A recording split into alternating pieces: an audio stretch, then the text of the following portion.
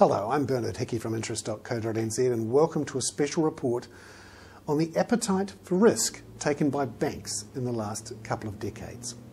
This chart here shows the proportion of risk-weighted assets to total assets that the banks had.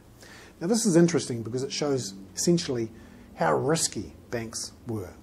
Now in the early 90s, when the BNZ went broke, for example, the banks took on quite a lot of risk with particularly big commercial property lending. That's on these big buildings.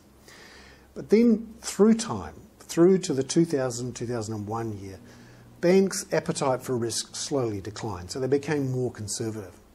Then we saw that conservatism wane, and they started to take on more risk, particularly from 2004-05 onwards, and as they took on a lot of mortgage debt, or at least they wrote a lot of mortgage loans.